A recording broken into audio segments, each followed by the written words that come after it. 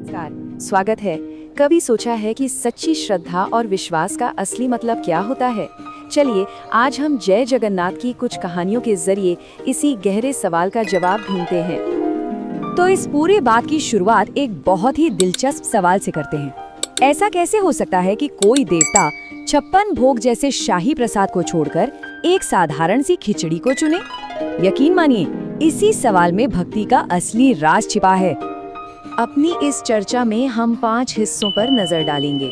पहले देवता की एक अनोखी इच्छा, फिर एक भक्त का सादा सा भोजन, उसके बाद एक पूरे गांव की परीक्षा, फिर एक बालक और उसके प्रभु की कहानी, और आखिर में इन सब से हमें प्रेम और विश्वास की क्या सीख मिलती है। तो शुरू करते हैं हमारी पहली कहानी से। ये कहानी है भगवान जगन्नाथ के एक ऐसे फैसले की जिसने पूजा पाठ की सोच को ही कह सकते हैं एक नई परिभाषा दे दी। अब देखिए, पूजा पाठ की दुनिया में 56 भोग का मतलब है सबसे बड़ा समर्पण, सबसे बड़ी भव्यता। इसमें पूरे 56 तरह के व्यंजन होते हैं और इसे भक्ति का शिखर माना जाता है। लेकिन मजे की बात देखिए, इतनी शानदार दावत सामने होने के बाद भी भगवान जगन्नाथ को संतुष्टि नहीं मिली। वो ये कहकर चले जाते हैं कि उन्हें तो कुछ असली स्वादिष्ट चीज खानी है, और बस यहीं से कहानी में एक दिलचस्प मोड़ आ जाता है। तो सवाल ये उठता है कि भगवान को वो स्वादिष्ट भोजन मिला कहाँ? इसका जवाब हमें मिलता है एक बहुत ही साधारण से भक्त की कहानी में, जहाँ सादगी हर तरह के दिखावे पर भारी पड़ती है।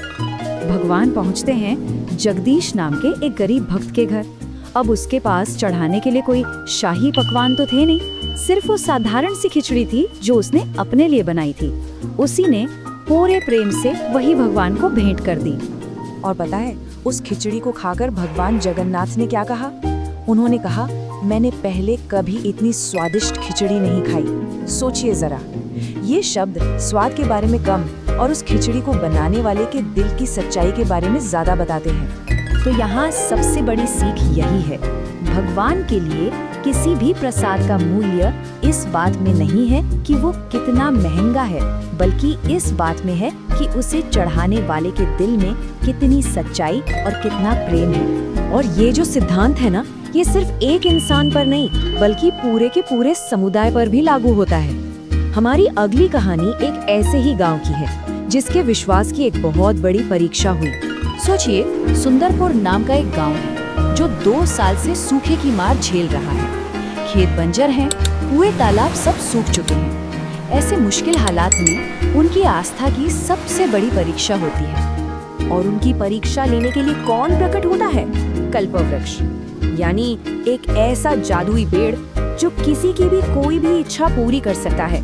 लेकिन इसमें एक शर्त है, संकट है भयंकर सूखा, समाधान है ये इच्छा पूरी करने वाला पेड़, पर शर्त ये है कि हर परिवार सिर्फ एक ही इच्छा मांग सकता है। अब हर परिवार के सामने एक बहुत बड़ा सवाल है, क्या वो अपने लिए कुछ मांगे या पूरे गांव की भलाई के बारे में सोचे? यही तो असली परीक्षा है, जो दिखाती है कि सच्ची भक्ति सिर्फ अपने लिए नहीं होती, बल्कि उसमें पूरे समाज का भला छिपा होता है। चलिए अब भक्ति के सबसे मासूम, सबसे निजी और शायद सबसे गहरे रूप की तरफ बढ़ते हैं। ये कहानी है एक छोटे से बच्चे और उसके भगवान की। ये कहानी एक ऐसे बच्चे की है जिसके पास एक साधारण सी गुड़िया है, पर उसके लिए वो सिर्फ एक खिलौना नहीं है। वो उसमें अपने जीते जागते भगवान जगन्नाथ को देखता है, उनकी सेवा करता है, उनसे बातें करता है। एक दिन उसे उसी गुड़िया के बदले में ढेर सारा धन देने का प्रस्ताव मिलता है। दूसरों की नजर में जो महज मिट्टी का खिलौना है, उस बच्चे के लिए वो उसकी पूरी दुनिया है, उसके भगवान है। और वो लड़का क्या जवाब देता है? वो कहता है, ये गुड़िया नहीं है, ये मेरे भगवान जगन्नाथ है। उसकी इस एक लाइन में उसके अटूट विश्वास की वो गहराई है जिसे दुनिया की कोई दौलत खरीद नहीं सकते। यही कहानी हमें सिखाती है कि विश्वास असल में क्या है। ये एक बहुत ही निजी और अटूट रिश्ता है। ये बाहरी दुनिया के मोल भाव और दिखावे से बहुत ऊपर भक्त और भगवान के बीच का एक पाक कनेक्शन है। तो इन सभी कहानियों को एक साथ रख कर देखें तो हमें भक्ति के असली सार के बारे में क्या समझ आता है। चलिए इन सब से मिली सीख को एक साथ पिरोते हैं। देखिए, 4 बहुत सीधी सादी बातें सामने आती हैं। पहली, सादगी हमेशा दिखावे से ज्यादा कीमती होती है। दूसरी, सच्चा विश्वास हमें स्वार्थी नहीं बल्कि निस्वार्थ बनाता है। तीसरी, भक्ति एक बहुत ही निजी, एक गहरा एहसास है। और चौथी, भगवान हमारे कर्म के आकार को नहीं, उसके पीछे छुपे प्रेम को देखते हैं। यानी इन सभी कहानियों का सार एक ही है। सच्ची भक्ति बड़े बड़े पूजा पाठ या रीति रिवाजों में नहीं है, बल्कि वो हमारे मन के अंदर बसे प्रेम, सच्चाई और दूसरों के लिए फिक्र करने की भावना में है। और ये सारी बातें हमें एक बहुत ही गहरे सवाल पर लाकर छोड़ देती हैं। अगर हम भक्ति में से सारे रीति रिवाज और परंपराएं निकाल दें, तो आखिर में बचेगा क्या? इस पर सोचिएगा जरूर।